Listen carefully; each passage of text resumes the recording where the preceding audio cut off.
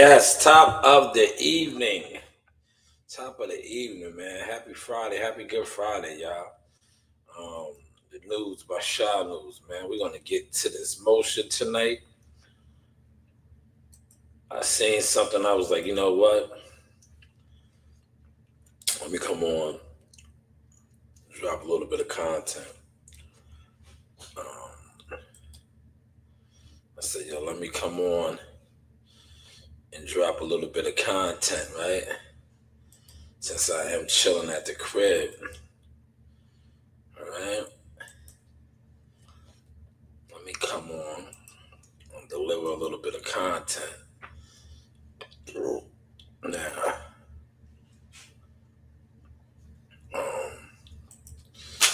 in all likelihood, I know they are not going to send out my notifications and stuff like that. You know how this game is played. But okay, we got two people in here. Hit the like button. I'm going to be talking about Gillie and Wallo. Gillie and Wallo. To me, they pulled the fast one. I'm going to show you how they pulled the fast one. Gillie and Wallo, well, mostly Wallo, but they're a tandem. So Wallo was in the news on social media for slander, and they said that he slandered black businesses. I'm going to play the video that I put out on that, right? In a second. But did he really slander black businesses, right? One thing about Wallo and Gillie, especially Wallo, I forget his title, but Wallo has a title with YouTube. He's like an influencer. He does something with YouTube, man. So if this doesn't get played or drowned it out, just, like I said, he does stuff with YouTube. And what I'm going to break down is how I think that whole play of him slandering black business was just a smoke and mirror illusion, right? And the reason why I say that is because I was on IG, and Gillie and Wallo just gave back to the community, so to say. But the headlines this week was cancel him and shit, right? Make sure it's sounding good before I proceed. They wanted him to be canceled. Yes, you probably do have been, but stop lying to yourself. But okay, people are coming in and out. I like that. That's a improvement, right? That's an improvement. That's an improvement. People are definitely coming in and out, right? So with that being said, we're going to get to this motion, right? I'm not going to talk no boxing tonight, man. I'm chilling with the boxing. I think I have exposed the boxing to the point where I just look at a lot of people in the boxing game like, yo, you fall underneath the jealous fan zone category, right? You fall underneath jealous fan zone to me. So I'm just really falling back, just watching people's actions and energy, right? Right? But Wallo and Gillie were trending this week because of the statement that somebody recorded and put out where Wallo was talking about black businesses. So let's go over here to that. I want to play that real quick.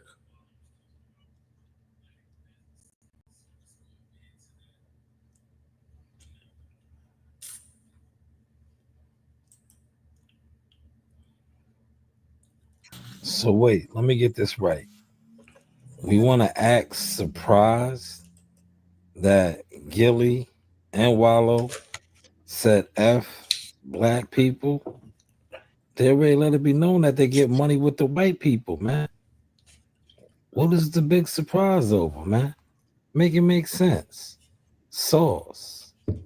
But hey, what do I know? Us. I'm black. No black people. Nobody gives a fuck about that. Kill that shit. Ow. Either you got a good business or you don't. All that shit don't nobody want to hear that shit. That's a hustle. Support me because I got a black business. Is your restaurant clean? Is the food good? Do you got consistent cooks? Is the material on your shit good? Stop doing that. Yeah, they said that's a hustle. I think y'all just pulled the big hustle too. I think y'all just pulled the big hustle too. Right? And I'm going to show you why. And I got the receipts to show that. Because this came out this week of you slandering black-owned businesses and black. Well, that's what the black Twitter and social media want to say. Cancel Wallo, right? Oh, you support the white people? No, I support consistency, baby. Yeah. Fuck about what color you is. I'm gonna spend my money. That paper, I'm gonna spend them bills where the fuck I want to spend it at. Whether it's Porsche, Ferrari, Linda, I'm gonna do what the fuck I want to do while I'm here. But I'm gonna tell you one thing: I ain't gonna be finessed off some black shit. But one thing about it. 70% of you motherfuckers is not that finessed off some black shit. I think you're finessing social media right now. And I'm going to show you why in about another minute or two. You just talked about finessing. I think that's what you guys just did. And I think this was all the finesse right here. You talking, slandering. Well, that's what the image that they wanted to present, that you was slandering black-owned businesses. going to make it. I'm not no motherfucking fake ass motivational speaker that talk this dumb shit. I'm the number one nigga in the country. You know why? Y'all seen me come out of the penitentiary. I make millions and I make millionaires, baby. You understand? I come from the ghetto. How many motherfuckers call us on a type of time? Yo, man, we got to get some money together. All the big niggas, name them. All the big black niggas be on our fucking phone. How many of them niggas we got money with? None of them. We get money with the white people, nigga. So that was Gillie. That's why I said when this whole thing broke, I was like, I'm not buying it. I wasn't buying it, right? Because I said, why is everybody up in awe now that Wallo said what he said at this, pretty much a seminar type of speaking engagement where he's paid to do these things. But you felt some type of way because he said what he said about black-owned businesses, only for them to come out and do this now. Look, pay attention.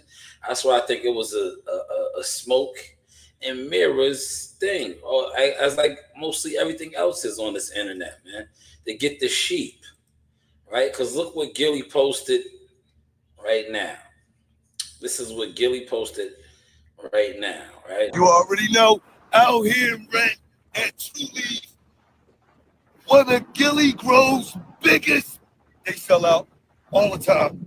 Yeah. True Leaf, Reading, shout out to Red, Pennsylvania. I love y'all. I appreciate y'all.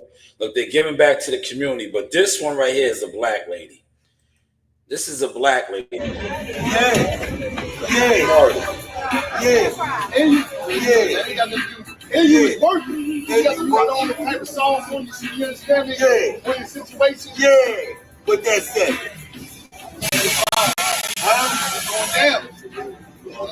They see that $1 million worth of game on the eve of the controversy of them not supporting blacks, right? Not supporting blacks. What Gillie said, we really about the community. They're in here. They just cut this lady a check for her $25,000. $25,000 for her business, right? Pay attention, man. Smoke and mirrors, man. So did you guys just finesse the internet? Right, to get people talking, oh, they don't do nothing. Hey, this dude, if they put that clip out of Wallo, now look at you guys. You're in the community, giving back.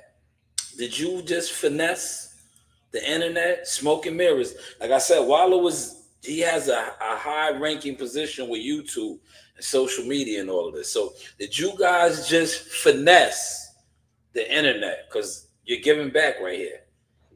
Let's take a picture. Let's get a picture. No problem.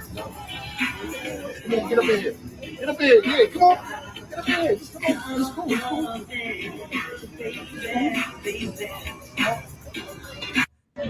Yeah. That's a halal spot, I believe.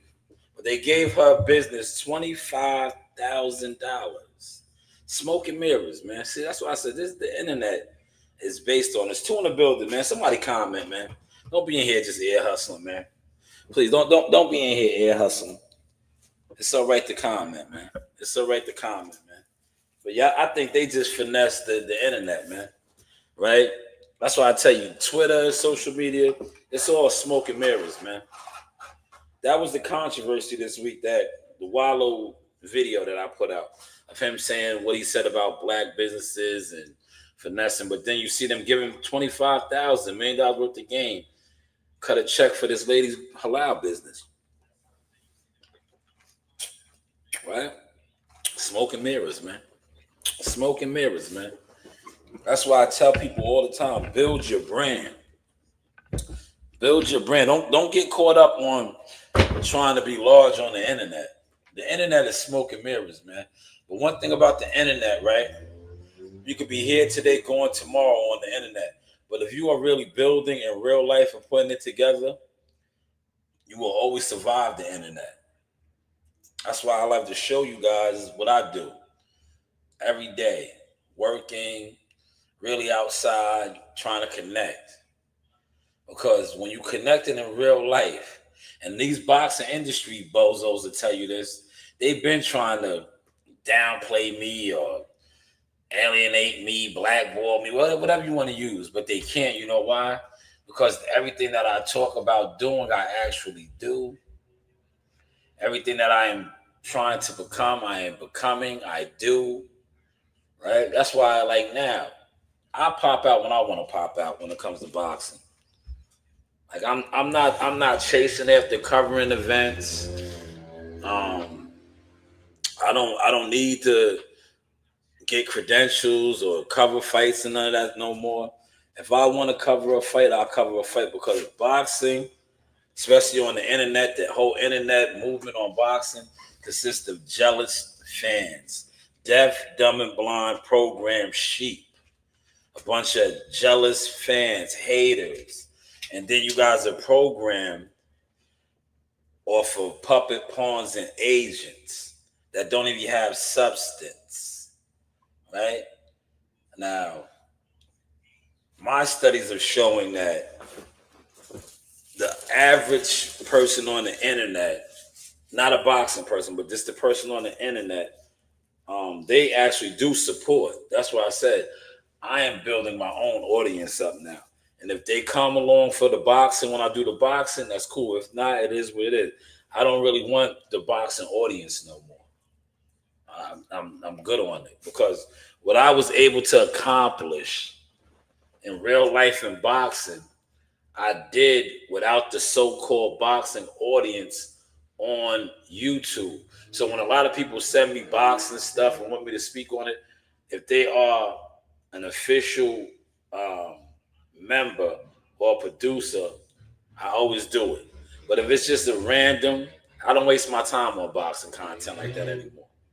I don't. It's just a waste of time, because, like I said, the boxing community on social media is smoke and mirrors. It's jealous fan zone. And I'm going to point something out to you right now to show you that, right? The Devin Haney era. Devin had to go get fake motion, right?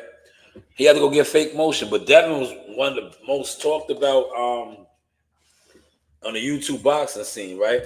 But the community and the people that run his narratives, they don't move the needle. So what did Bill have to do now? Bill had to go get another gimmick, right? They on a whole nother gimmick wave. One of my producers knows this, because I pointed it out to him. I was like, you see? I was like, yeah, you see? I was like, Dev is supposed to be one of the biggest attractions. But you see how they had to go elsewhere now. They had to go find another gimmick, because that whole YouTube boxing gimmick and those people that have been running the plays for years for him, they're not it. They're not it, man. Now, look, Dev has been on for $1 million worth of game with Gillie and Wallo. Remember? He was out there stunting and flaunting his wealth, right? I think before the Ryan Garcia fight. Y'all remember that? When he was on $1 million worth of game, he was showing all his cars and all of that. That really didn't do nothing for his profile. And then you add the fact that he did get beat up by Ryan. But now he's making another play. And Oscar De La Hoya said something in regards to, shout out to my producer for sending me this. I'm going to speak on. Oscar said that he thinks Devin confidence is gone. He might be right. He might be right. But May 2nd, we'll find out. I think that, to me personally, I just think that Dev's just, a product of that new era. Smoke and mirrors, a big illusion. Right? A big illusion. And I'm going to play a clip. They're really getting at Bill Haney. Now, I am not the biggest Bill supporter, but right here, I'm going to do my due diligence and support Bill. Oscar De La Hoya said something about Bill, and I do not agree with. Like I said, I don't really rock with Bill Haney like that, but one thing I try to do on my platform is call it down the line. Oscar De La Hoya, and I'm going to play the clip. I have a timestamp, right? I'm going to play it. I have a timestamp real quick. Because I did not agree with this at all. I got a timestamp. And I'm going to break it down why I didn't agree with it.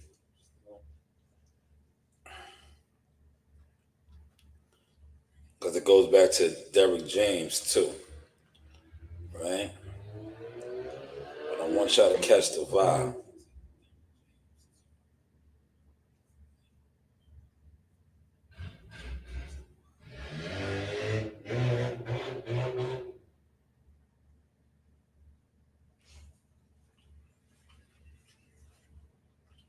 I do not have time for those 30-minute. Shout out to the 3 that's in the building, man. Hit the like button, man. Smash that like button, man. Hit that like button, man.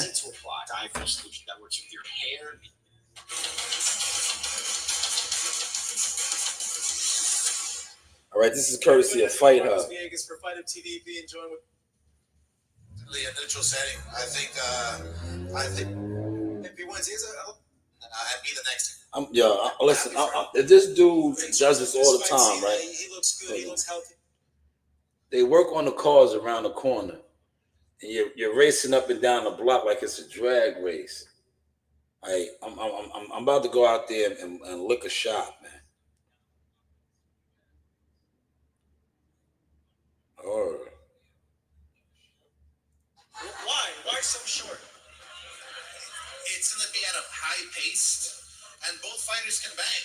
Hey, Rollies can land a punch. You never know. But I think the punches that are gonna be flying. This was Kurt. Shout out to Charles Conwell. Charles Conwell has a fight this tomorrow night, Saturday night. Charles Conwell, Cleveland, Ohio zone.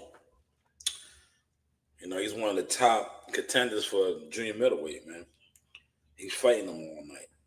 It's gonna land a punch. You never know. But I think the punches that are gonna be flying inside that ring is gonna make it for a short night.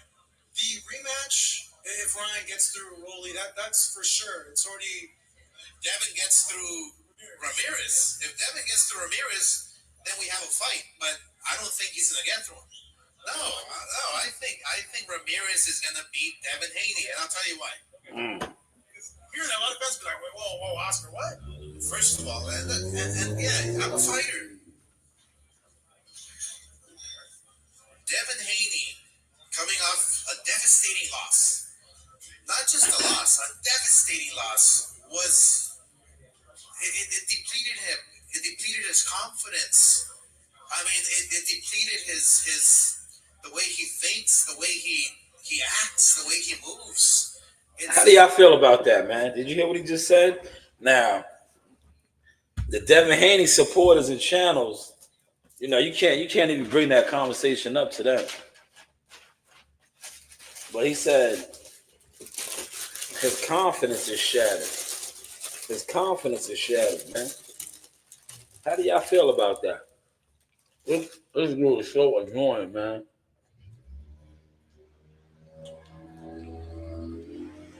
All right. I'm about to go outside and let off some fire. If dog keep going around the corner. You hear the stupidity, man? Watch this. Hold up, man.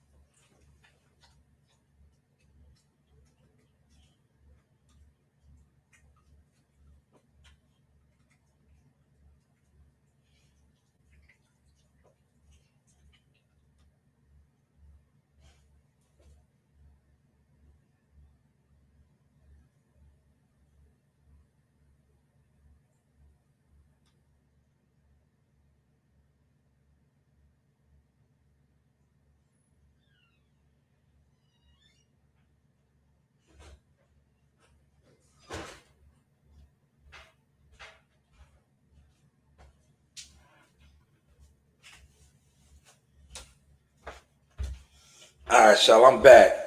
I think the cops might have scared him more.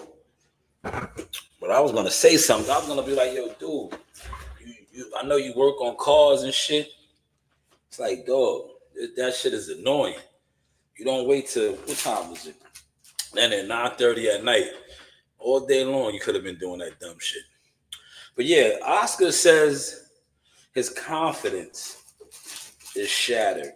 Now, these guys that be on here debating, they'll tell you different. We're gonna find out May 3rd. But how y'all feel, man? How y'all feel about that, man?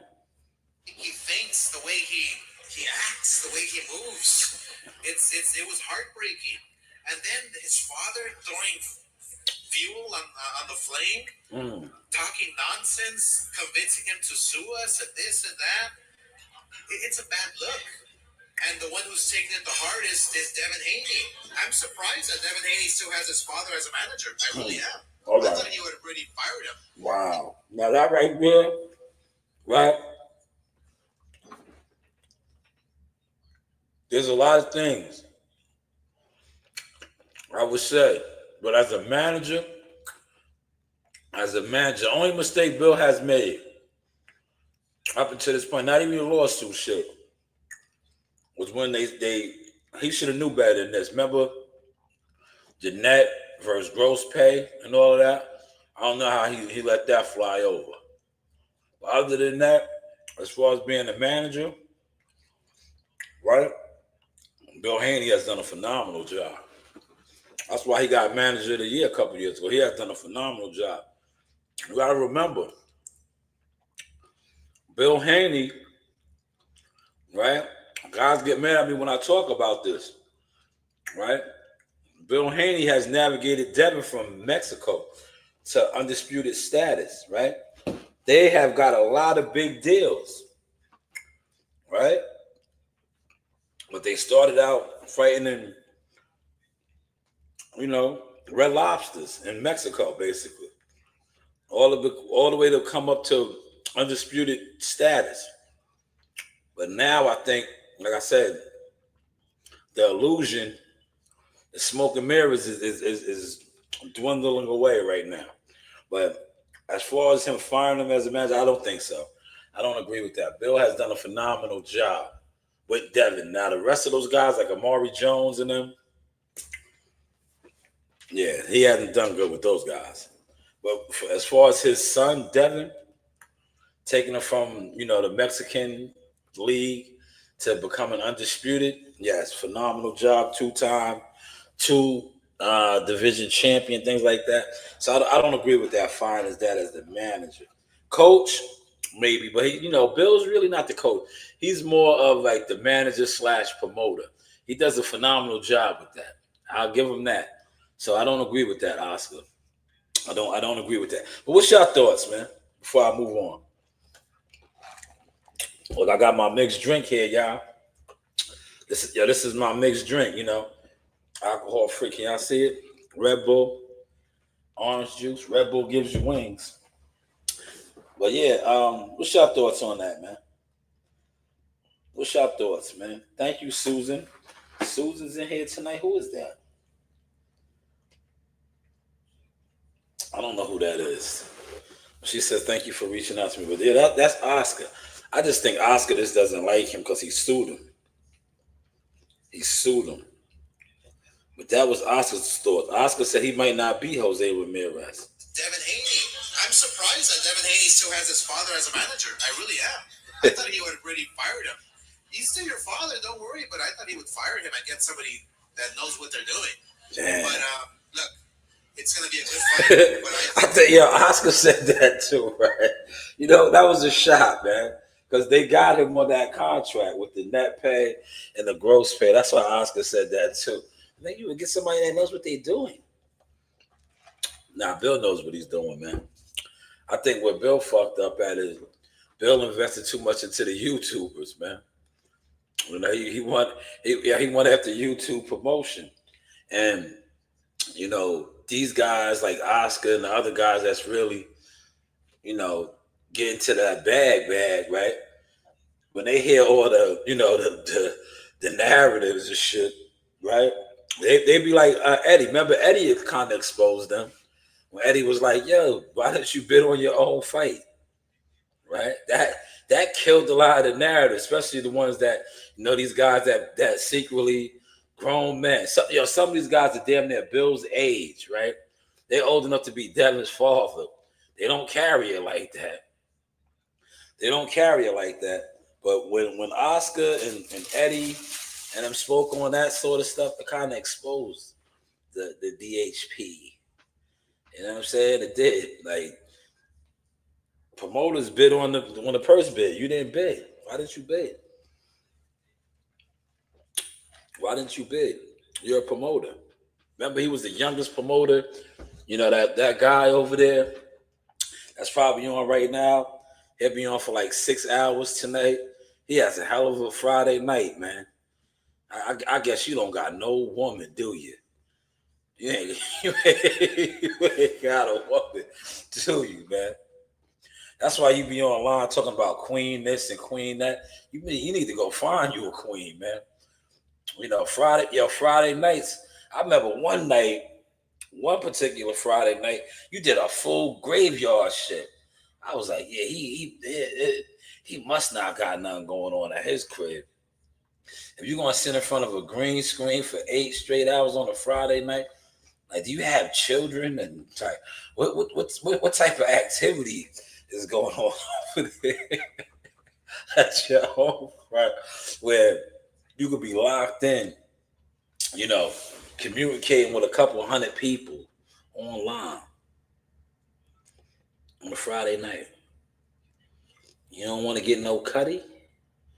You ain't trying to get no rest in peace Marvin Gaye sexual healing on a Friday night. But I get it, man. Some of y'all, like I said, this right here, being locked in a dark room, it's just sexual healing, man. I watched one particular content creator. It was his birthday, man. He was like, he had a birthday gathering. He sent out his link. He sent out his link. They was pulling up. I was like, damn, life must really suck, man. Shit, at least went out and got a meal or something, man. Why are you online? Your channel's not monetized, so you're not making no money, right? Why are you online? It's your birthday. You only get one of those a year. Go to Fridays, man. Go to Applebee's. Get it 2 for $20. 2 for $25, man. I know you got that. You spend that on your habit. Right? Go out, man. Go have a meal, man. You should have went out and had a meal, but nah, you sat online. You had an organized birthday gathering. It was sad, man. It was sad. Maybe you should remix that one. But I guess you won't do that. You should remix that one. See how the shorts do on that. When you had your birthday gathering on mine, you know. But I get it though. You know why you did that? Because the guys that you look up to on YouTube and social media make that cool. When you could go, and I'm not gonna say the guy's name because you won't report my channel, but when you could have like I was on the phone with Joe Dini. Joe Dini's in the hospital right now. When you could go and do a live stream in the hospital, right? Right? Say, you know, if you're in the emergency room or you're somewhere and you're doing a live stream, that says a lot, man. That says a lot. I remember a particular content creator. He did that. Well, he does that shit. Probably still. If he goes to the ER somewhere, he's gonna do a live stream. And these dummies are gonna tune into that shit and be like, "Oh, you're the hardest working man." No, he's not. He's finessing you guys, man. He's finessing you guys, man. He's finessing y'all, man. Now let's move on, man. Damn, y'all look, it was 3 ahead. Nobody commented yet, man. I like it though, man. I like it. I'm gonna go over here and pull something up real quick. Let me get off of Gillie's page. But yeah, Gillie and Wallo finessed the game, man. I wanna talk about Keyshawn Davis. You see how I'm incorporating the boxing? Keyshawn Davis, I want to pull it up though. And I'm gonna play his audio. Fight Hub asked him something about Shakur Stevenson. Right, I'm gonna pull it up. Play the audio. Fight Hub today was him and his brother's like presser. He's set to fight. He's gonna be fighting the guy.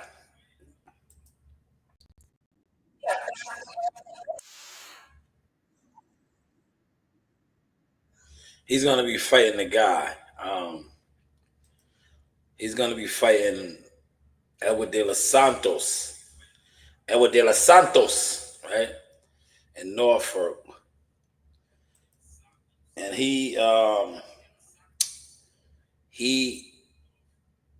did an interview, right? I think it was with Fight Hype. I'm gonna pull it up. And they brought up Shakur Stevenson's name. And they asked, because you know, Shakur for Edward De Los Santos. They asked him, he said Shakur's still his brother and all that. But they're trying to really get them to set trip on one another. It's gonna happen.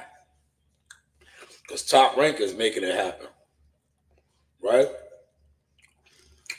But I think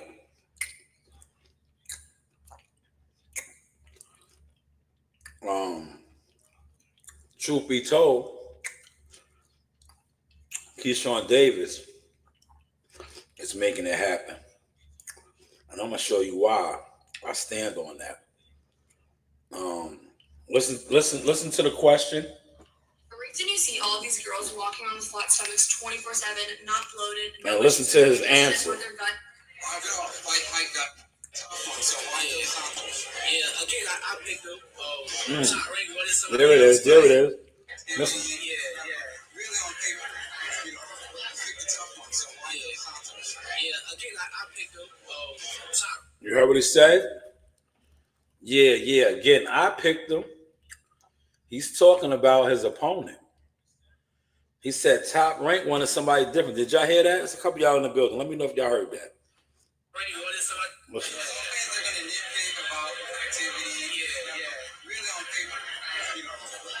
He said fans are gonna nitpick.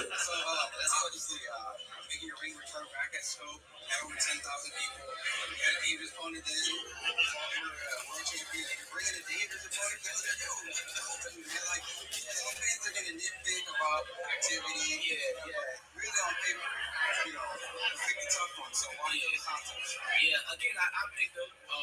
Top Rank wanted somebody else, but I had to go do the same shit, whatever. Well, I like fighting, bro. But I just like to fight. I can't be in no too much training camp for nothing. You know what I'm saying? Like, I was really like putting on great organic fights that everybody's actually gonna tune in to watch. You know what I'm saying? I feel like this one. You know, obviously he recently fought, your friend Shakur. It's one of the weird situations with fans try to compare something like that. So how do you, I know you're gonna want to knock him out. Shakur was compromised, whatever. I'm just trying to help you address that. Yeah.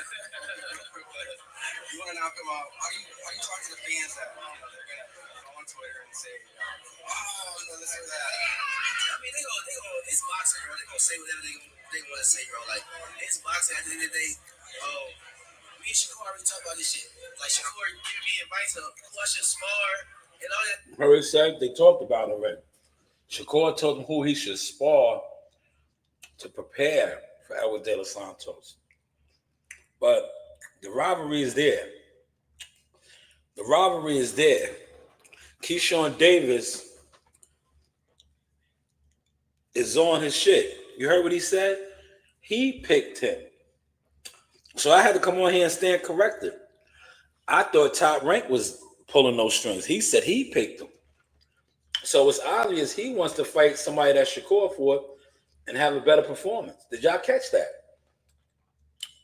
That was the whole point of doing that. Oh, man, look, I got my magic number and 5 in the building. Hit the like button, man. Hit the like button. Smash the like button. Comment. Listen, it's been 5 people in here all night. No comments yet, man. I get it. There we go. Shout out to CW. But he picked Edward De Los Santos. So for those of y'all saying that Shakur this and Shakur that, he's picked him. I thought Top Rank was doing it. No, he picked him. He said it. So he's trying to, do his own thing and say like, yo, man, I'm stepping harder. What's your thoughts on that? What's your thoughts? The advice of who I should spar and all that type of shit. Like, for this fight, like, he's not taking it personal, bro. You know what I'm saying? It's just nothing but another fight, another opponent. I mean, did you call him like they got De Los Santos on the paper, like I'm gonna pick him, and he said, hell yeah, I'm gonna get some paid. Like, yeah, what was that? No, I didn't. Oh no, bro, we really is like we don't care about that, bro. Like, niggas out here gotta fight. We fighting for a living, my nigga. So we gonna pick the best fight as possible for the both of us. You know what I'm saying? Like, that's why when he see the news, he just automatically text me like, yo, you should spar him for the. That's for something. That's like, yeah. Y'all don't understand that, but. He said Shakur hit him up. I think Shakur right now, I'll probably do a live on him a couple days. I just think his brand is moving backwards to me, man. His image on the YouTube front, it is where it is, but I just think like these guys are really gonna pass him. They already are to me. As far as like notoriety, the only thing they haven't passed him yet is in accolades, actual accolades.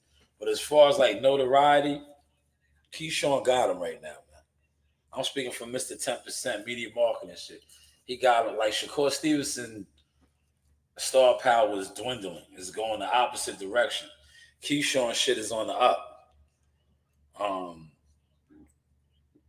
Young Abdullah Masons is on the up. Shakur shit is moving backwards, man. It's moving backwards, man. And the bad thing about this is too, he set the fight, but he's fighting in July. If Keyshawn Davis, who's about to fight at home once again, you see when he fought there prior to this, before even becoming a champion, how lit he had it, right? How lit he had it. If he is successful in defeating a common opponent, Shakur Stevenson's, his star power is gonna turn up even more, man. While Shakur's is like, I don't know, man. Shakur is Shakur, man. His shit is dwindling, man. Shakur shit is dwindling. To be, right? But hey, what do I know, right? And Conquest in the building. Keyshawn and Stevenson say they are going to take over the division like Mufasa and Scar. Facts. Now I think Shakur is done, bro. Shakur's star power is moving in the opposite direction right now. It's moving in the opposite direction. You know, he needs a Tank Davis fight, but I don't even think he's gonna get that. He need July. What is it? July 12th. He needs to make a big statement against William Zepeda, but it might be too late, man. Because like I said, if Keyshawn Davis comes out stepping, June 7th, it's up, man. Because Top Rank is behind him. Top Rank is behind him to the fullest power. They had my girl out there. Did you see my girl? Shout out to my girl. I was supposed to remix some of her what's the name? Look, they flew her out just for the Hey everyone, we are back in. That's my homegirl, Christina. They flew her out for the day just to host this. He got the machine behind him, man. He got the machine behind him. He had espresso, presser, whatever you want to call it. They flew her out there just to host this. So if he steps on Edward De Los Santos, it's up, man. Because like Shakur Stevenson, even though he's with Matchroom and Eddie Hearns, I pay attention to the plays, man. I'm not the fan. Like, you know, you niggas are like jealous fan zone. You come on to pay attention to the narrative. I pay attention to the moves, the real chessboard, right? Shakur Stevenson is with Matchroom, but Matchroom's big hitter right now is Boots Ennis. It's Boots Ennis, right? He left Top Rank. Top Rank is behind who? Keyshawn Davis right now. They're behind Keyshawn Davis. Shakur Stevenson was just beefing with Turkey, and then now he's making the fight. So it's like Shakur is really, like I said, his shit is moving backwards, man. It's moving backwards, man. Right? And all that talent and he can fight and all that shit is cool. But at the end of the day, when the fans ain't really rocking with you or supporting you, Keyshawn Davis got the fans right now. He got the machine behind him, man. He got the machine behind him, man. Top Rank is moving him. Well, they're not even moving him more because he's a world champion.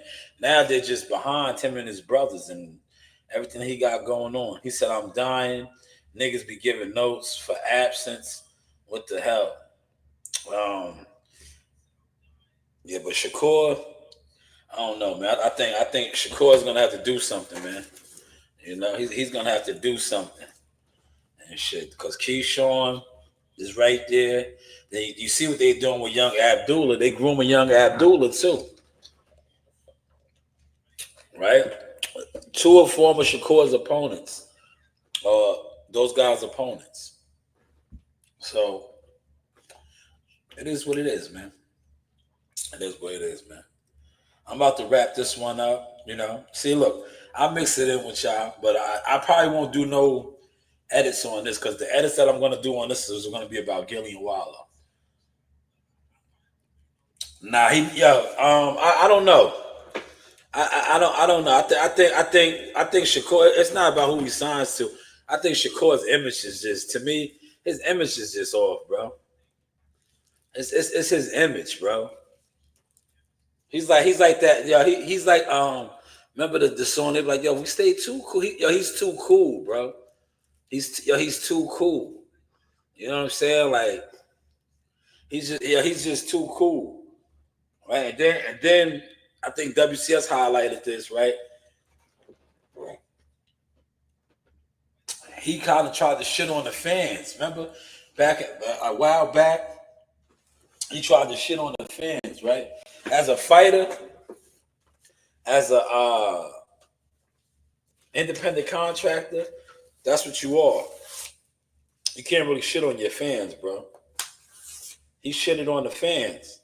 Now, these are the fans that you need to fuck with you, right? And like I said, Matchroom was a good fit for him, but like I said, this Zepeda fight could really help him. But he gotta do something. If it's another one of those Shakur Stevenson performances where he wins, but it's boring. It's over, bro. yo, it's over, man. He got to come out and turn up, man. Because Keyshawn Davis is turning up, man. He's turning up, man. He said, nah, he definitely should have. Top Rank about to downsize, no more bums allowed. Yeah. Listen, Top Rank ain't gonna be having a budget. They're gonna have to start putting on real fights. But look, in a way, Ed Conquest, he might have got the Tank Davis fight now. Because they're gonna be working together. They're gonna be working together. You see, Keyshawn Davis got a PBC fighter, Edward De Los Santos. Right?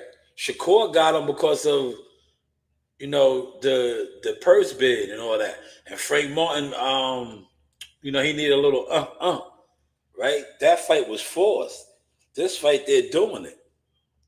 He said, I think these guys are getting opportunities, and then Stevenson is not. Stevenson is getting opportunities, man.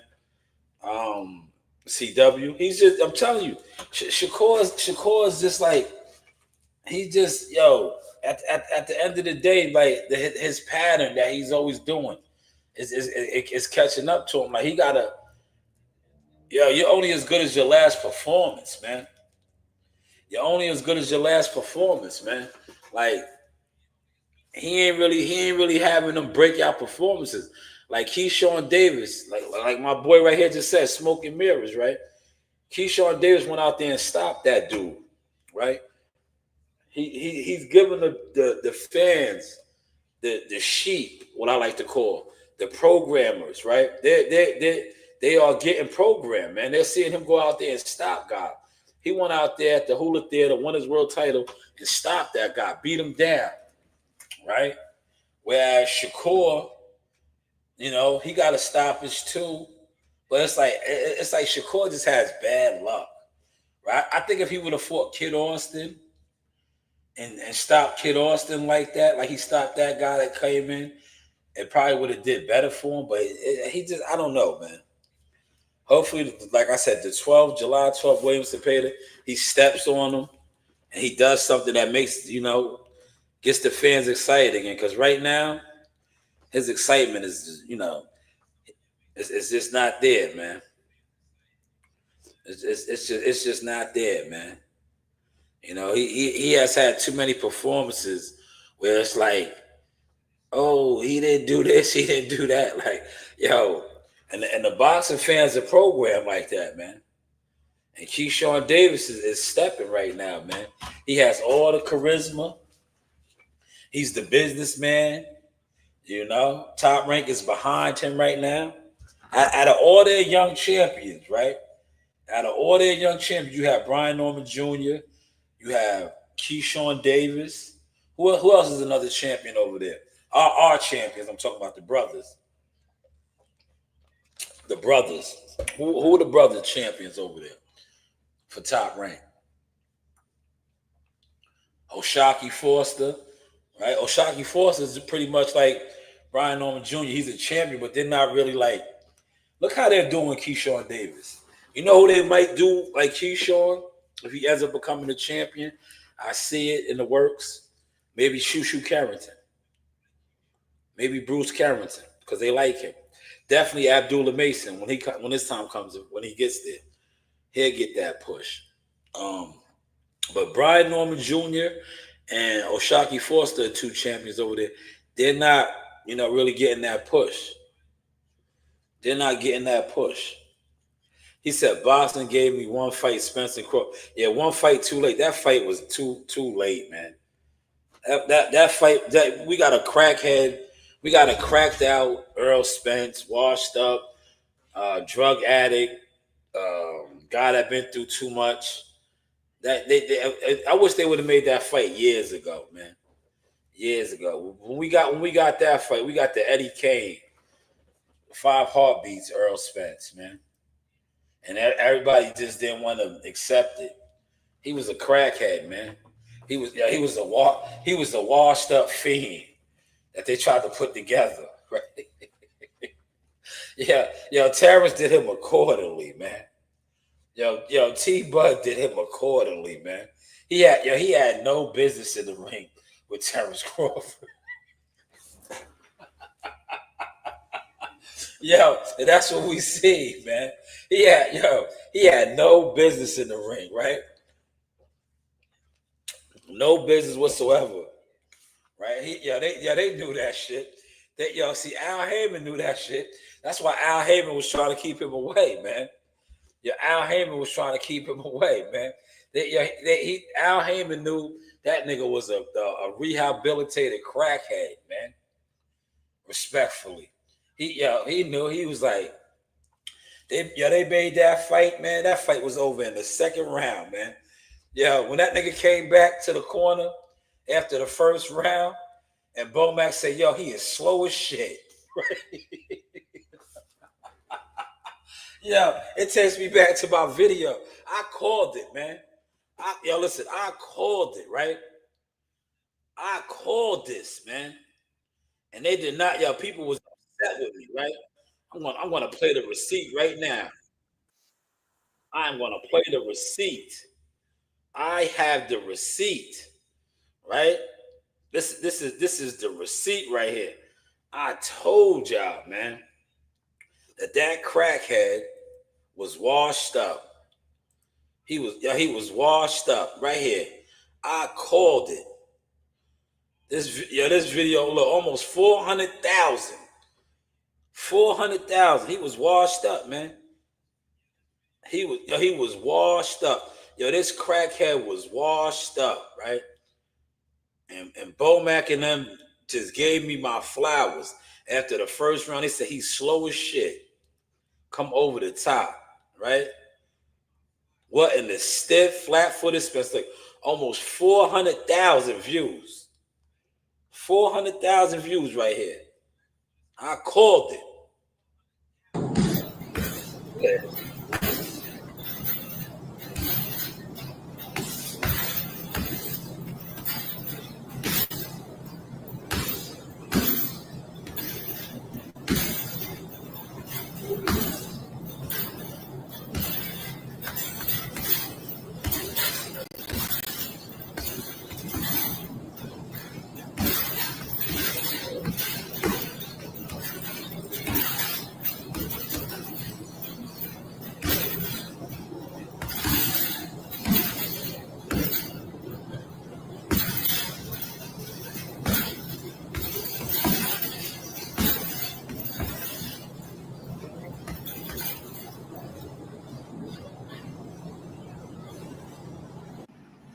What in the slow, flat-footed Spence is going on? 23 days. Got it! That was 23 days out, man. I knew it was over then. I knew it was over then. I seen that bag work. He looked like everything was hurting. Remember, he said that. Everything was hurting, right? He looked like it right there in that video. Pushing out those combinations on that bag. He looked like he was in pain. He looked like he was in pain doing bag work. It didn't look fluent, right? It didn't look like this, right? And guys was mad. They was mad at me for talking about this. Who looks stiff? Look. Who looks loose?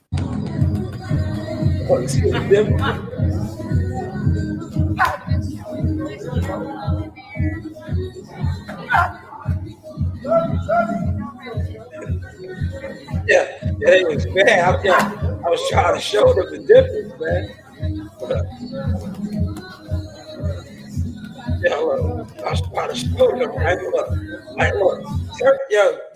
Everybody was in the comments of these videos, right?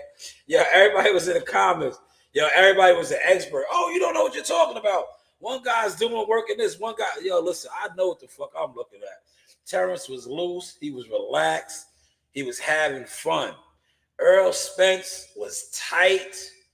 He looked like every punch he threw was hurting, right? The nigga looked like, he looked like he was in pain. Like they had to shoot him up with something just to work the bag. Did you see how Terrence was?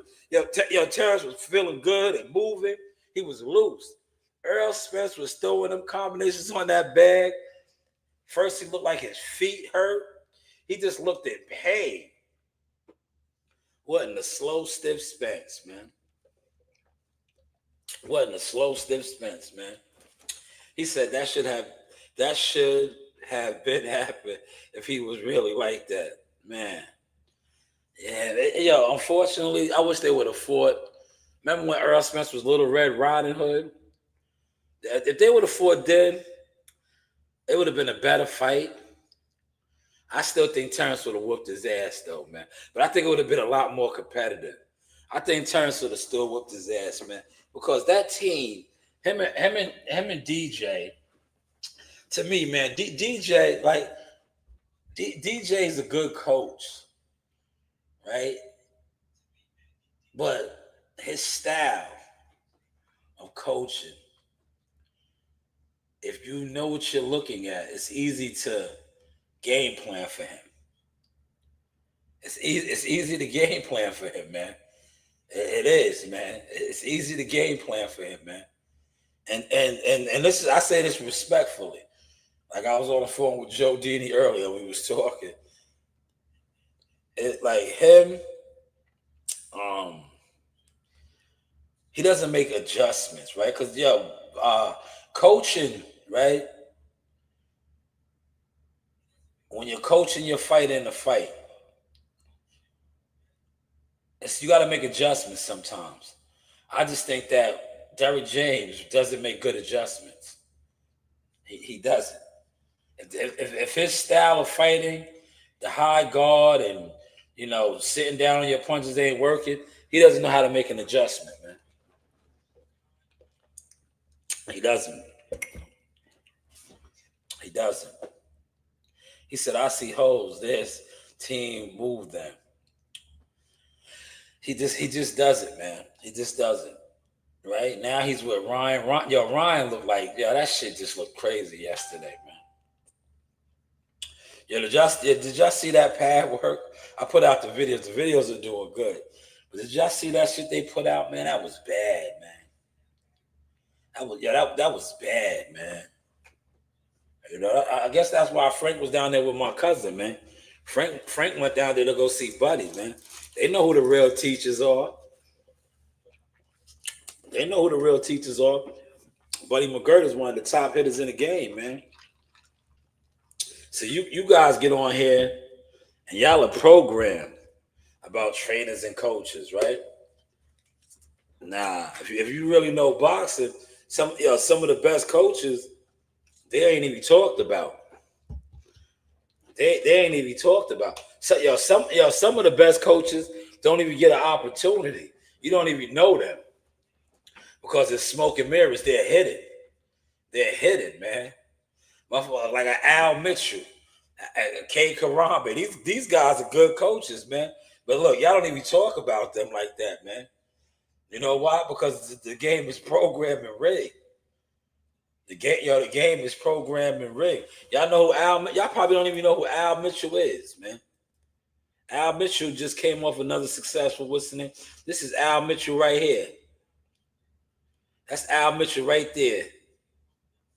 That's Al Mitchell right here, the great Al Mitchell right here with the bucket hat on. He's probably one of the top coaches in the game, man. I don't even know Al. Nobody talks about Al Mitchell. Everybody talks about commercial coaches. But Al Mitchell's one of the top coaches in the game on the low, man. Y'all don't talk about Al because y'all don't know Al Mitchell. Y'all know Al Heyman, and y'all never seen Al Heyman. Y'all never seen Al Heyman, man. You heard? Y'all never seen him. But Al Mitchell's a hell of a coach. K. Karambe. These are all guys that y'all don't even talk about, man. Y'all don't even talk about these guys, man. Y'all talk about the commercial coaches that have like commercial status and success, and rightfully so. But if you really know what you're watching, and you know fighters like coaches from the amateurs, see, Al Mitchell came in through the amateurs all the way up to the pros.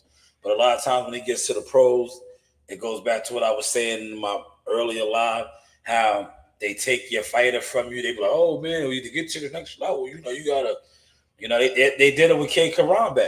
K. Karambe was all of those guys' coaches. K. Karambe was Shakur's coach. He was Keyshawn Davis's coach. See, y'all don't even know this. How many of y'all knew this? There's 5 of y'all in here. How many of y'all knew this? How many of y'all knew this? That K. Karambe was all of their coaches. He's currently coaches Shushu. He has a couple other fighters. Kamel Moulton, I think, is working with him right now. But K. Karambe had all of those guys. Jared Anderson, Shakur, Keyshawn Davis, all those guys. Those were all his guys, man. Those are all his guys, man. But see, y'all don't know these things, man. Yeah, because y'all are so programmed off of smoke and mirrors. And y'all think certain motherfuckers know shit about boxing. They don't know shit about boxing. Half these guys that sit online that talk boxing can't even fight. They can't even fight. They don't even know how to hold their hands up, man. You know what I'm saying? They don't even know how to hold their hands up. But they're gonna tell you about boxing, right? They be experts. These niggas be experts. They don't even know how to hold their hands up, right? Yeah, real talk, man.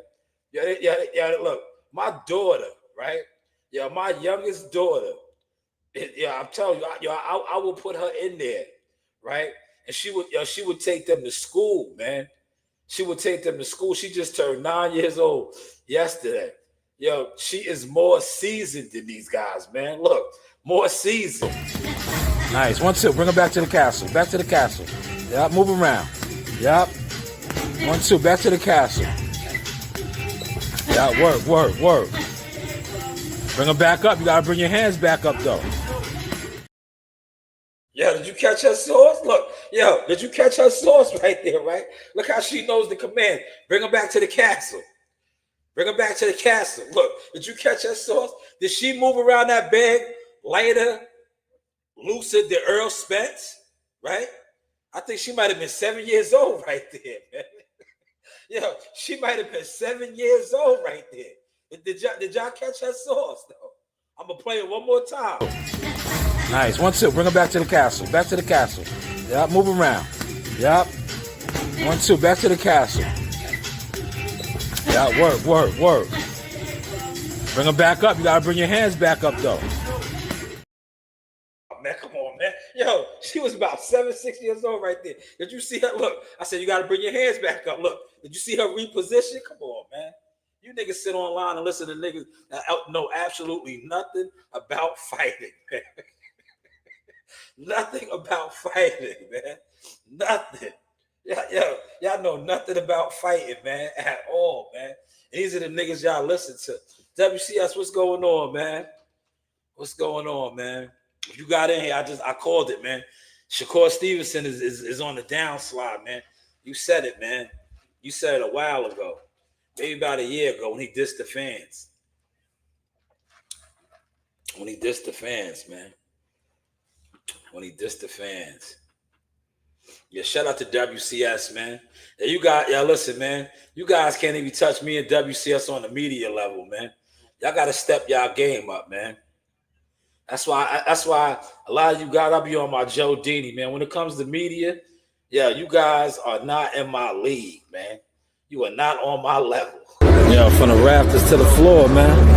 You going up to the floor, man. You going up to the rafters or what, man? No, I'm down here all night, Sean. Oh, okay. What about yourself, man? We down here. You see, we down here. Yeah, we down here, man. You are not on our level, man. Please.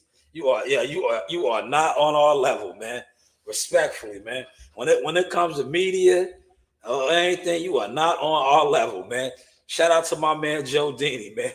Joe Dini had to tell Amani in the gym that day. He said, "You are not on my level. I will punch you in your throat. You are not on my level. You never shot a fight ringside. Big time fights I'm talking about, man. You niggas is lucky if you get a ringside pass at a YMCA regional event, man. I have been ringside at the Bright Lights in multiple states, god damn it. Multiple states, and not my backyard. I'm not talking New York. I'm talking out of state, out of town, man. You know, some of you niggas might get a backyard pass because you're from there. Not me. You know, you are not on my level, man. Respectfully, there's levels to this, man.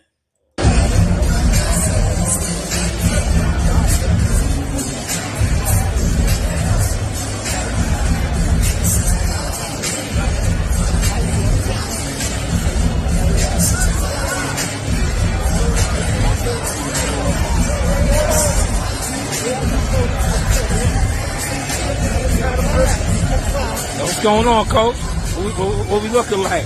What we looking like, Coach? Gave the audience 7 rounds of a boxing clinic. That's right. 8th round, we took them out. That's right. Easy breezy. Yo, big, yo.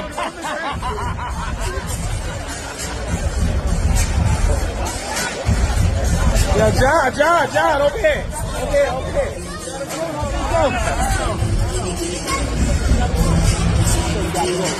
All right. Yeah, respectfully, you are not on my level. You never been on that side of the barricades. You are not on my level, man. Yeah, respectfully, man. Stay in your lane, man. Please, man. Just stay in your lane, man. You are not on my level.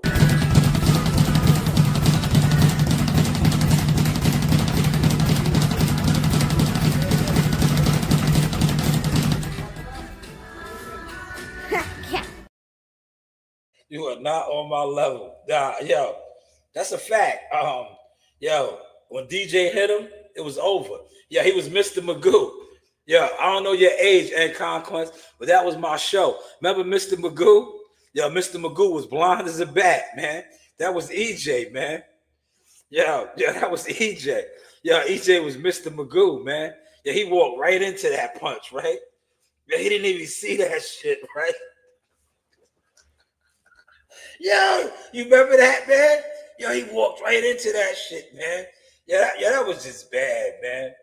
Yeah, they sent that nigga out there to get his head hit, man. They knew he was a rehabilitated crackhead, man. They just sent that nigga out there, man. Yo, remember that? Yo, he was yo, listen, this is how dumb the average boxing fan was. Yo, you remember? Yo, he was running Mount Charleston on Wednesday. You ever been to Vegas? Yeah, he was running up there. Yo, it snows up there in Mount Charleston. Yo, he was running Mount Charleston Wednesday. And yo, the fans, listen, the fans, the Earl sexuals and all that, they was like, oh shit. Yo, I said, yo, this nigga's about to really get beat up. Why the fuck is he running the mountains? It's fight week. That's how he's shaking out to make weight? Fight week? You're shaking out, you're running the mountains? And these niggas was like, oh man, he's leaving no stone unturned. No, he's about to get his motherfucking ass whooped, man. But that was just all bad, man. That was just all bad, man. That was just crazy, yeah. That's why he didn't pay Derek, man. That's the real reason why he didn't pay Derek. Because Derek stole on him. But Derek got his get back. Yeah, they've been grimy forever. Yo, remember when they fought? When he fought Dennis Ugas, right? And they had it over there at damn, it's slipping my mind right now. But they had the media workout over there in Jerry's World in Arlington. They got a crazy bar down there. Yo, Jerry does it crazy. They got like this.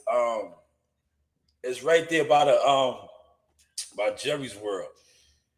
Jerry he got like his town, like how he got it set up down there. It's crazy. But they had the media workout at one of them sports bars shits down there. And Derrick James, Earl Spence bust his lip for what they was doing the pad work for the Ugas fight, and EJ stole on Derrick. Derrick just got his lick back. He remembered that. He bust him right upside his head. Right upside his head with the mitts, man. Yeah, EJ walked right into that shit, right? He didn't even see it, man. Yeah, yo, his periphery, like, damn, man, that was bad, man. Yo, and Conquest, why you brought that up, man? Why did you bring that up, man? You want to start trouble tonight, man. You want to start trouble, man. He walked right into that shit, man. He did not see that shit, man. And then remember, he got eye surgery, right? Didn't he get eye surgery after the fight, man? Yeah, they just sent him out there to get slaughtered. They sent him out there to get slaughtered, man. But at least I can say this for Al Heyman. Al Heyman wanted him to get slaughtered like that versus Canelo. But I'm glad that he did it with Terrence. It was black on black, man. They both got the bag together. But EJ knew too. Remember? Since we talking about this, right? When y'all catch this sauce right here, just give me my flowers, right? Yo, Earl Spence knew he was going to get his ass whooped, right? He knew he sold the fight. He was real disrespectful. Remember when they had the weigh-in? Yo, what did he tell Terrence, right? They had the weigh-in. After the weigh-in, the ceremony weigh-in, right? He said, yo, we're going to make bank too, right? He was trying to tell Terrence then, like, yo, he was letting Terrence know, like, yo, you're going to fuck me up tomorrow, nigga. Yeah, but we're going to get paid. We're going to make bank too, right? He knew then. He was like, yo, I'm in over my head. This nigga's going to beat the shit out of me. He's going to beat the shit out of me tomorrow, man. And that's what happened. He went out there. He got the shit beat out of him, man. Yo, Terrence made an example out of that nigga, man. Terrence did that nigga like Achilles, man. T-Dot did him like Achilles, man. Yo, remember when Achilles stormed the wall? It was like, Hector. Yeah, that's how T-Dot did. That's how he did EJ, man. He made an example out of that nigga, man. He did EJ. Yeah, he did EJ like on some Achilles shit. And then he looked at Charlo. Yeah, he looked at Charlo. Remember when Achilles took Big Man down and he screamed on the whole army and said, "Is there anyone else?" Yeah, that's how Bud did EJ, right? Yeah, he beat the shit out of EJ and he looked at Charlo like, "Is there anyone else?" And nigga Charlo got scared. Yo, Charlo knew damn well he was talking to him, right? Yo, Charlo looked at James Hart and said, "Oh, I was like, no, you ain't talking to me. Nigga, he was talking to you." Yeah, he was talking to you. Yo, that shit was classic, man. Yeah, they still ain't recovered from that, man. Yo, that shit was just fitting, man. Because them dudes was wild disrespectful, man. Yeah, they was acting like Terrence couldn't get down, man. Yeah, they act like Terrence wasn't like that, man. You know what I mean? They act like he didn't belong, man. Yeah, they act like Terrence didn't belong. Yeah, them niggas was running them plays and them funky ass narratives for so long. They really started believing that shit, man. Yeah, remember Charlo was on that same dumb shit. Shut up and take what we give you, boy. Right? You know what I'm saying? They was really just caught up on that shit, man. That shit just ended at T-Mobile, man. Yeah, them niggas is like, yo, T-Mobile was like the T-Mobile for them niggas, for the Texas boys down there, for the Spence and Charlos. That shit is like cursed land, right? Real talk. Do the math on that, right? The T-Mobile is cursed for them, right? Spence and the Charlos, man. Their whole little circle, right? I'm gonna break it down to you right now. Earl Spence got slaughtered, right? Pay attention to this. Jamel Charlo bended the knee against Canelo, right? That was at T-Mobile, right? If I'm not mistaken, right? Pay attention to this. Look, I'm giving y'all gems right now. An hour and 15 minutes. Spence slaughtered. T-Mobile massacre, a lot of y'all called it. Charlo, he's a runner. He's a track star, right? T-Mobile, Canelo, bended the knee. Canelo bust him upside and said he took a knee. And then Al was like, chill, don't do him dirty. Big Maul, Big Maul. Remember Big Maul? He's coming back. Caleb Plant smacked the piss out of him. T-Mobile. Pay attention. Look, I'm giving it to y'all. That whole little circle. And then we can't forget Frank Martin. Frank Martin, right? T-Mobile. Where he fought Tank at? T-Mobile. He went to the ceiling. Remember? He said he was going to the ceiling. T-Mobile is cursed grounds for them niggas, man. T-Mobile was cursed. Yeah, look. And look, we can take it back even a step further. Watch this. This is how you know I'm a real historian at this. The coach. Yo, Derrick James, look it up. Yo, Derrick James fought in Vegas and got knocked the fuck out. When y'all look that up and y'all come back on this live, remember who told y'all that, man. Yo, Derrick James fought. I can pull it up right now, but I don't want this live to get flagged or nothing. Yo, Derrick James got put on his back in Vegas, man. It wasn't T-Mobile because T-Mobile wasn't around. But in Vegas, it's something about Vegas and that Texas syndicate over there with them. It's cursed. It's cursed, man. It's cursed, man. But Charlo got slapped. His brother bended the knee. Earl got slaughtered. Frank Martin seen the ceiling. Right? He went to the ceiling. All in T-Mobile. But hey, what do I know, man? 7 in the building. How y'all feeling the source tonight? My man CW said facts. Facts. Yo, that's the truth, right? Look, I'll pull it up right now. Watch this. Because we vibing tonight, right? I'm going to show you. I'm just going to mute it. Yo, Derrick James got knocked out in Derrick James got knocked out in Vegas, man. He ran out of gas.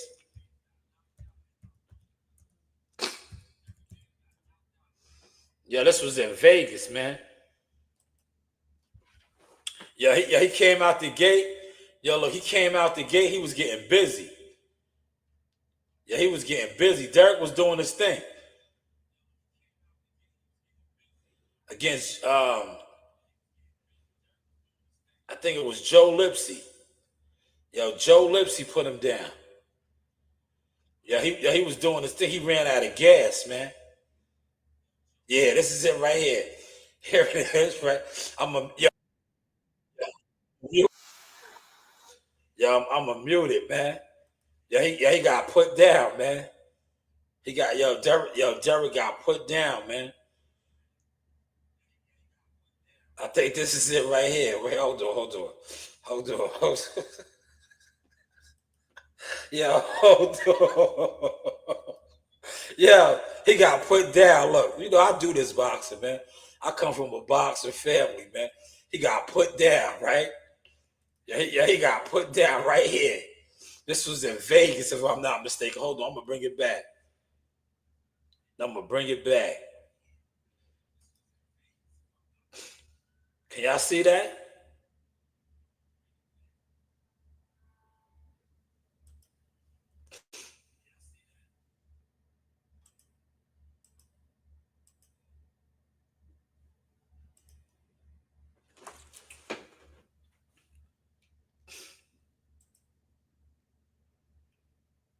All right, here it goes right here. I just refreshed the page.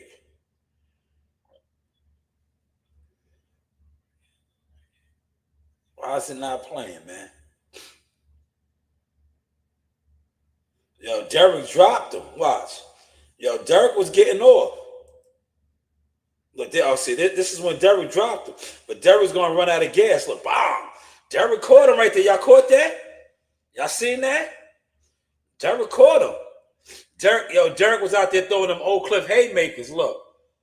There go Derrick. Look, see? Derrick was throwing them Oak Cliff haymakers. Look. Right? Derrick was getting off, but watch. Yo, Derrick was just like the rest of his fighters. He gonna run out of gas. Look. He gonna run out of gas. This was in Vegas, y'all. Pay attention. See, look, yo, Derrick was getting off, man. Yeah, he was getting off on Joe Lipsy. But just watch, man. He gonna run out of gas, man. Yo, fatigue. There it goes. Look, he dropped Derrick back right there, man. He dropped him back. Derrick tried to say, look, MGM Grand. See, yo, Vegas was their curse. Look at Derrick. He's lost right now. He gonna make it out the round. He gonna make it out the round. But look, Derek was tired, man. Look, Derek was tired, man. Yeah, Derek was tired, man. Yeah, he was running out of gas, man.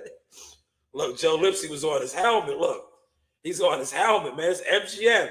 Vegas is the curse grounds for them. Look at Derek in that corner, right?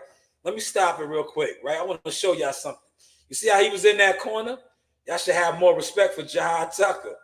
When Jahad Tucker be in that corner, we call it swimming, don't get wet, right?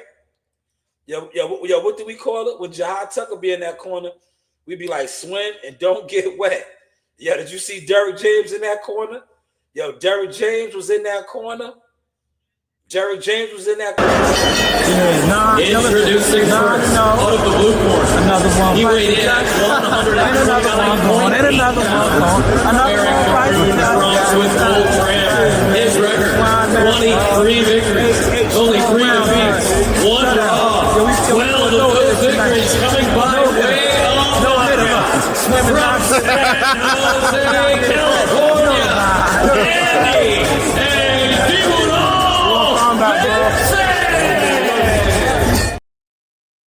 That was a 10-round fight, man. Derek ain't gonna make it 10. Look, this is a 10-round fight, man. Derek started running out of gas in the 5th. Look at him. He's spent right now. It's the 8th round. Look, he had 2 more rounds to go. Look at Derek on the ropes, man.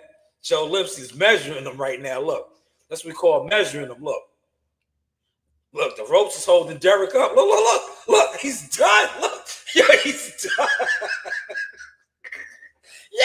He was done. The ropes was holding him up. Look, y'all want me to bring it back? Thank you, man. Consequence. This is for educational purposes. This is film study. This is the source experience. Didn't I just tell you he was getting measured up? Right? Joe Lipsy seen what I seen, right? He seen he was done. Look, he's measuring him up right now. The ropes was holding Derek up. Pay attention. Look. He's just measuring him up. Look, the ropes is holding him up right now. Look, he's done. Look, he's done. He's fatigued, man. His gas tank is on E. Look, he's on E right now. Look, he's on E. Look, he's on E. The belt saved him right here. The belt saved him. Look, he was done. Round 9. This is it for him right here. This is it, man.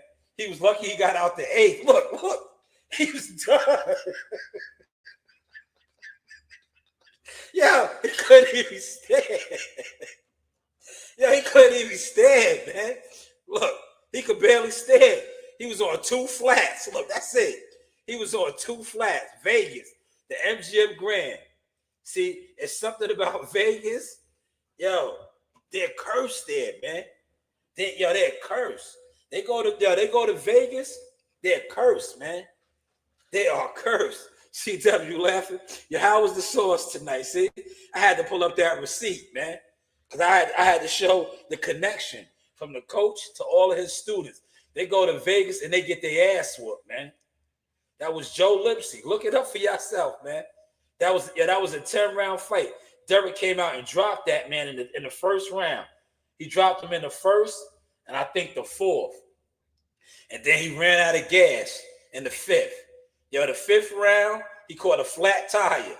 He got a flat tire in the 5th.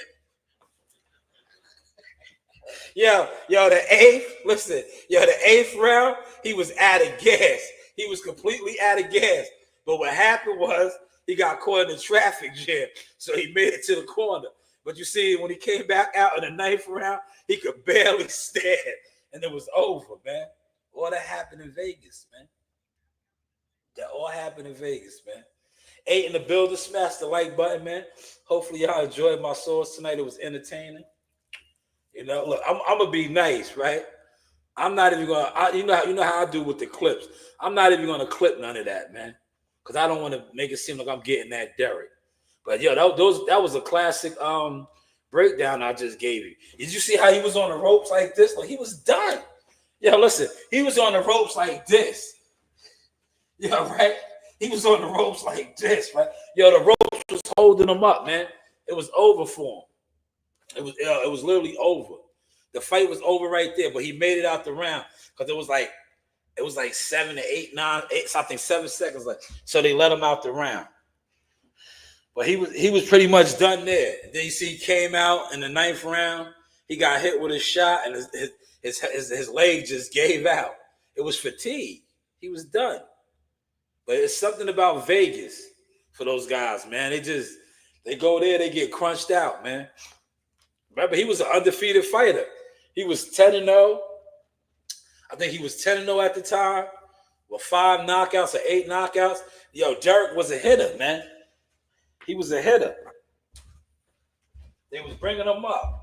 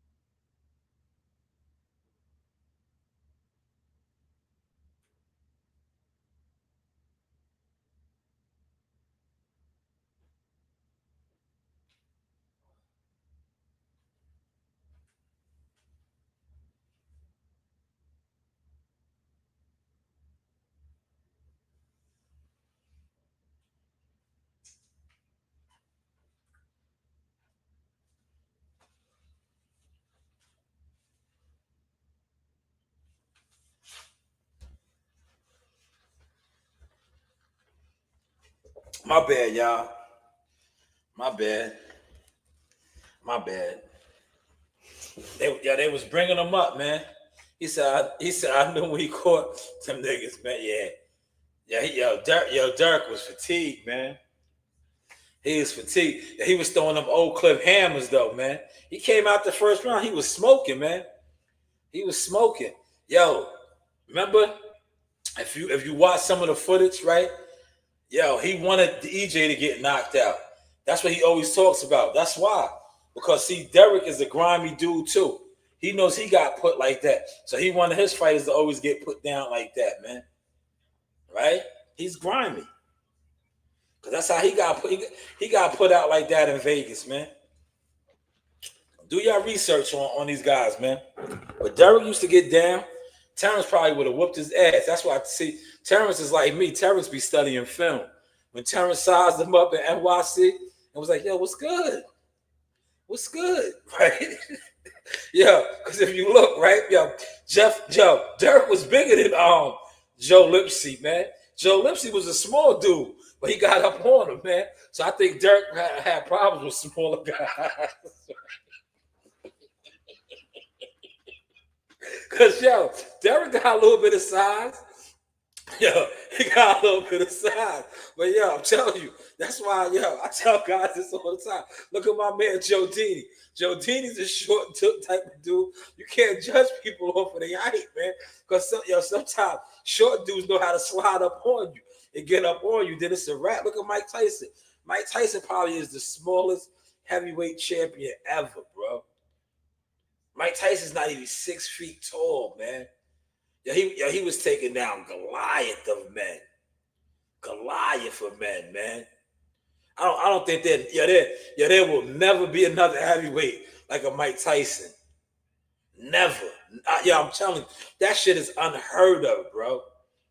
That shit, like what Mike Tyson did as like a 5'9", 5'10" guy, right? To be a heavyweight conqueror, bro, that's some next level shit, bro. Heavyweights are big men. Your heavyweights are big men. Mike Tyson is a little dude, bro. Height-wise, a little dude. But he was taking down Goliaths, bro. I don't think, look, it'll never be like that again, man. That shit was like unheard of, bro. Unheard of. 10 in the building. We got 10 in the building tonight, man. Run the lights up, man. Run the lights up, man. He said facts. Mike Tyson was the icon. He was, man. Yo, I had to take that. I had to take that shit down, man. I ain't want to get in trouble, man. But look, I'm gonna show you how he was on the ropes, man. I'm gonna show you how he was on the ropes one last time, man. So I know y'all want to laugh, man. Yo, Derek was tired, man. Look, yo, see, I do film study, man. Yo, look, I do film study. Look, this fight was over right here. This fight was over right here, right? The ref did him dirty, right? Yo, the ref did him dirty, right? But I know why the ref did him like this. He gave him that professional courtesy. Because look, there's 14 seconds left. But if you watch it, we're going to play it, right? At the 22nd mark of the 8th round, see how he's measuring them up? Y'all see this right here? Look, I'm going to walk y'all through it. I'm going to blow the screen up. Yo, he's measuring them up right here, right? Because he sees it. They're in the ring together.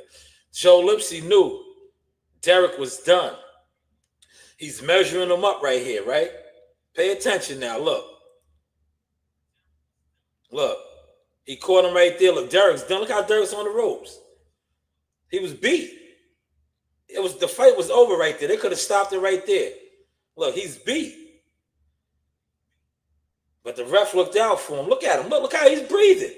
Y'all seeing that? Y'all watching what I'm watching? Those of y'all that's in here, look how he's breathing. He's exhausted. Look, he's exhausted. He could have stopped the fight right here. Look at his body language. He did not want to go. He did not want to go no more, man. Pay attention to this, man. That's why the fight got stopped the very next round. Because he was done right here. He was done right here, but the ref gave him that professional courtesy and let him finish. He's done. He's done. Look. He's mentally broken. He's exhausted. Look at him. Look. It's 5 seconds to go. So he looked out for him. He looked out for him. Now look, he's gonna come out. Look, he's gonna come out in the 9th round. Look, he's exhausted. Look. You see them jabs he's throwing? Oh man. He have no legs no more. Look at him. 1:30 to go. Look. No legs. Look. Oh, yeah. He just retreated to the ropes, man. That was Vegas, though, man. Joe Lipsy took him out, man. Joe Lipsy took him out, man. Joe Lipsy. Yeah, and consequences, man. Yeah, this is film study, man. See, these guys be on here talking boxing. Like, come on, man. I do this shit, man. Yeah, I do this shit, man. He said I could not watch the more than one Derek James fight. Oh, man. Oh, man. Yeah, Joe Lipsy put him down in Vegas, though, man. I think, to be honest, Derek, they was moving him too fast, man. They was moving him too fast. He didn't need that fight at that particular point in his career, right? He didn't need that fight, man. He didn't need that fight, man. You know what I'm saying? Yeah. Hopefully y'all enjoyed my sauce tonight, man. You know, I'm just, y'all, are you not entertained? How is the content looking now, man? How is the content looking now, man? You know? Yo, I'm telling you, if you Google search, or YouTube search, whatever, there's some good classic fights from some of these guys, man. There's some good classic fights, man. You know? Like Derek used to get busy, man. But he just it was something about Vegas and them for the Texas, the Texas crew. Like they had bad luck out there, man. It started with Derek, man. Derek was their teacher. Yeah, they all fell in battle, right? Look, I'm big on that, man. I'm a warrior, man. Right? I'm a warrior, man.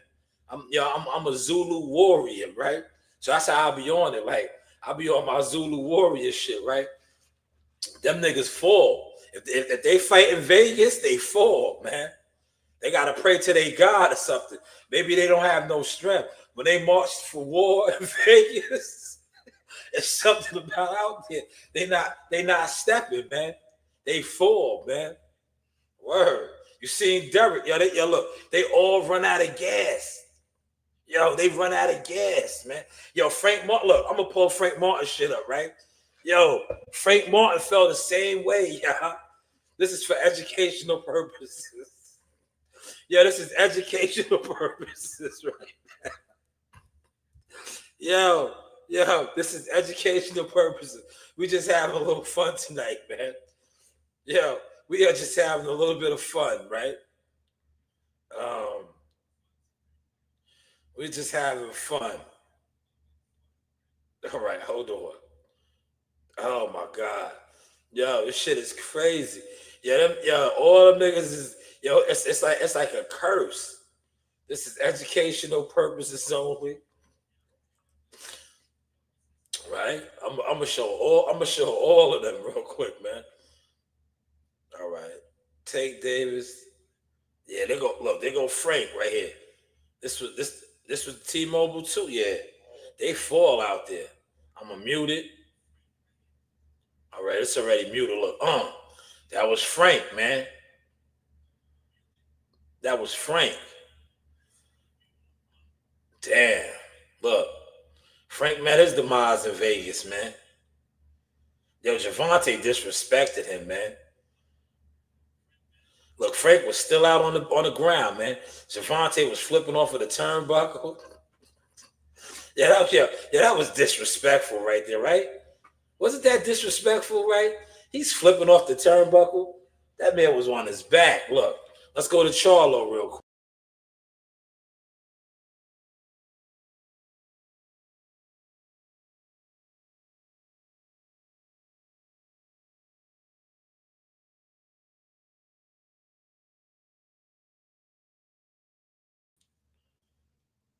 Yo, all these guys was meeting their demise out there in Vegas. Look, that was one. That was Frank Martin.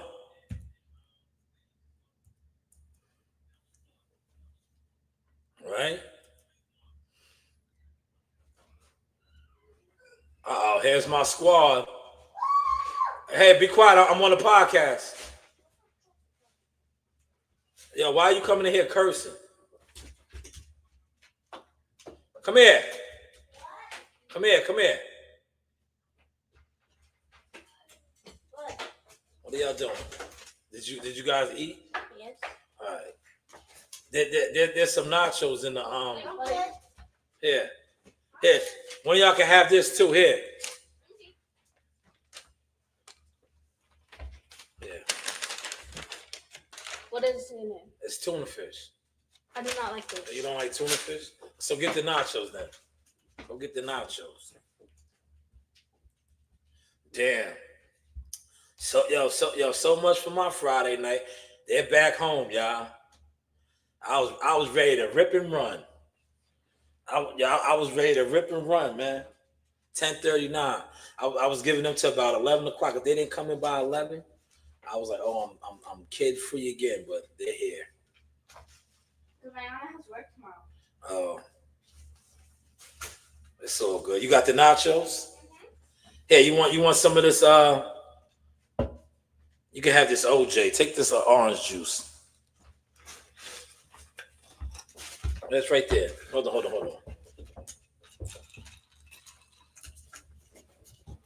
There you go. You can have the orange juice too. Take the orange juice too. Go. That's big CEO Nasiah. Oh yeah. Well, I was gonna show y'all Charlo, right? Hold on. My bad. My kids done came in here and they done killed my groove, man. They done killed my groove. I went to Urban Air. Look. Yeah, that's cool. Y'all love going to Urban Air. You and Noah, right? And Alyssa, okay. All right. Here it goes, right? Yeah, this is my favorite. What's that? Look how he made him bend at the knee, y'all. Y'all see it? Yeah, he punched that nigga hard. Look. Watch how he punches him hard. Yo, Canelo disrespected him, man. Look how hard he he punched that nigga hard. Yeah, did you see that hard punch he delivered right there? Yeah, Canelo could have finished him, bro. Yeah, he could have finished him. I'm gonna bring that back one more time. Yeah, he punched him hard. Right on the crown of his forehead. Watch that shit. Yeah, he punched that nigga hard. Right? And then he carried him the rest of the fight. Watch how hard he punches him, man. Boom. That nigga took a knee, man. Yeah, he took a knee. Look, he punched that nigga hard, man. Watch this overhand right he lands. Right on the crown of his forehead, look. Damn. He took a knee, man. He took a knee. You know why? Yo, you know why Canelo did him like that? Yeah, you remember they used to talk real spicy about Canelo. Remember call him cinnamon and all of that? Yo, Canelo told him, remember leading up to the fight, you ain't been in the ring with nobody like me. You will see. Remember? Canelo said, you will see. You will see. Canelo said, you will see. You will see.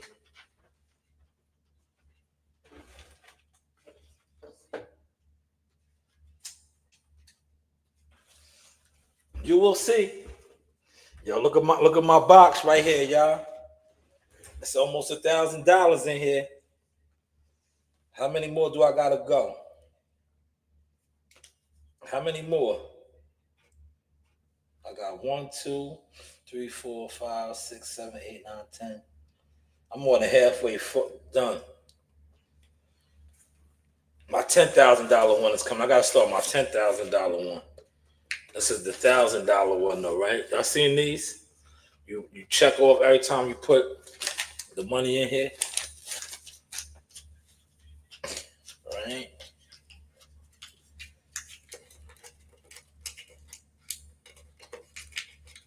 They want the urban air again. They like urban air. Which one did y'all go to? The one in Huntington? I don't know. Oh.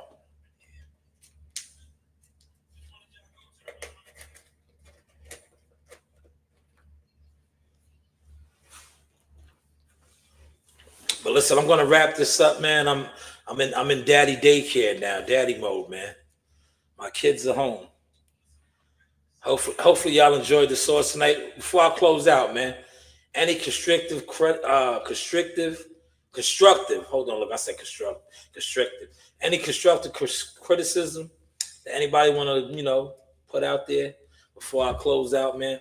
I appreciate all the participants in the chat and Consequence, my manager friend. That is one of my manager partners, right? Hold on, let me show y'all, man. We are licensed, certified managers. Down here in my office, right?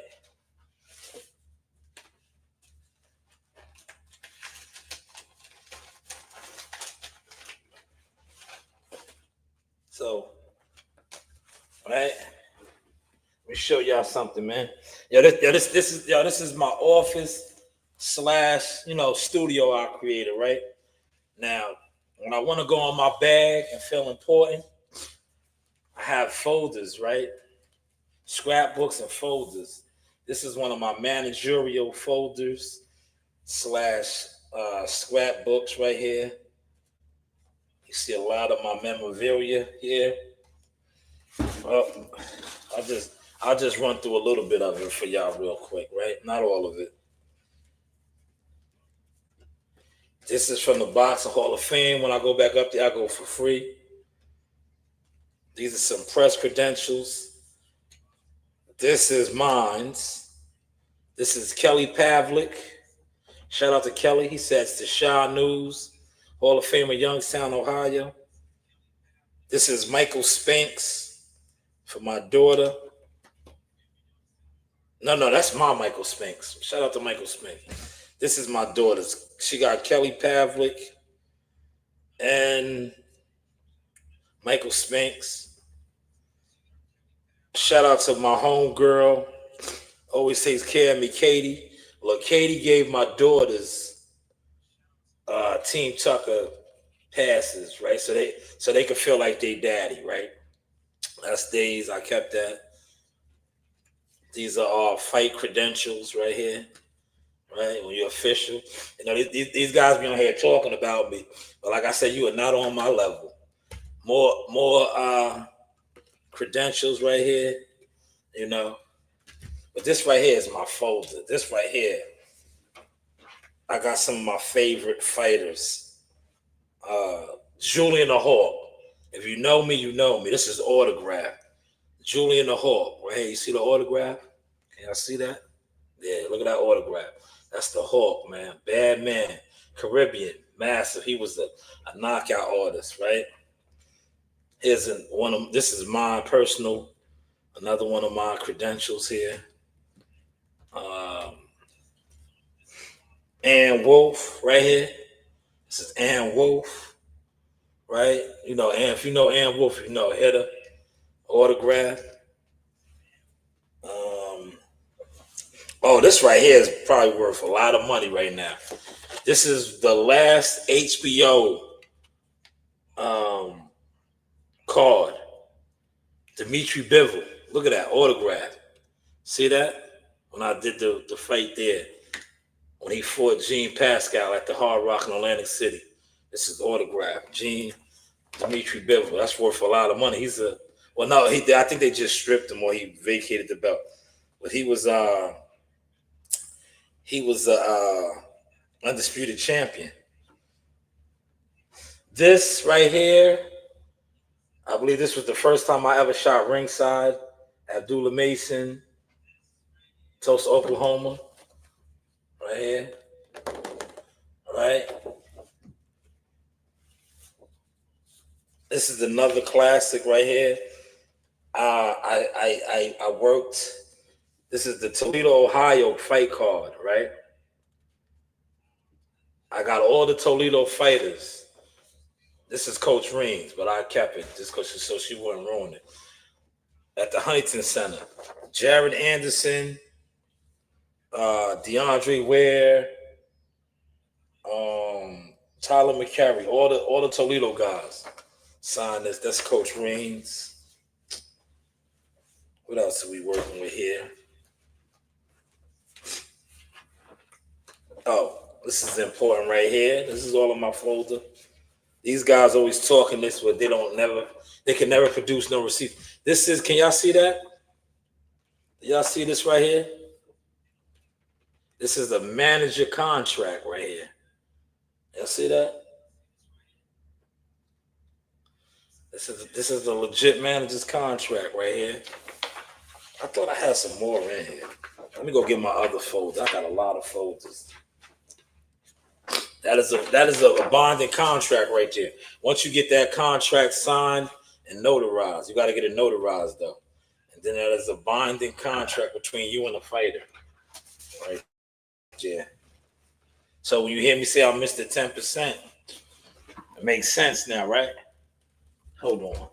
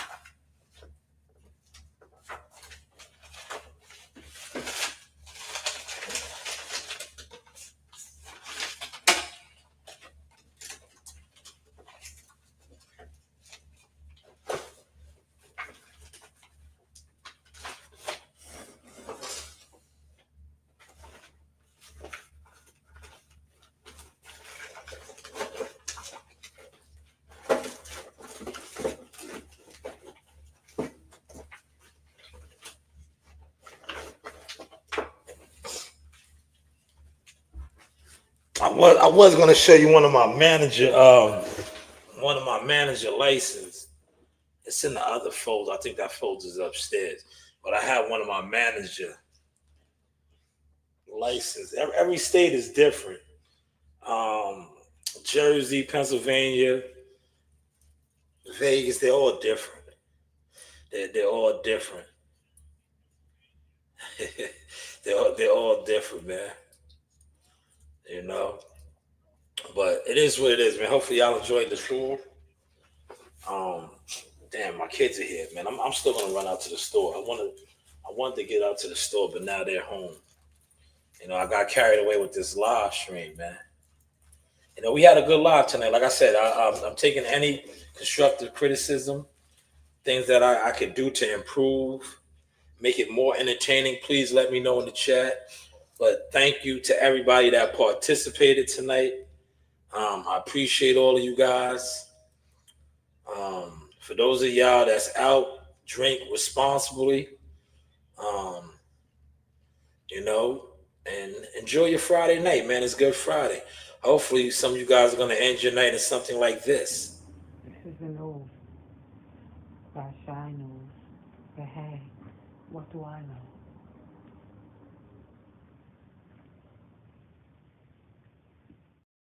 Yeah. Yo, what's up? Joe Harris Boxing with the Source. Source Experience. But what do I know? Yeah. Hey, this is Coach Larry Wade, IBL Champions. Hey, I train professional boxers, and you with Sauce Talk Podcast. You don't want to miss anything that he puts on here. Appreciate you, champ. You know the vibe.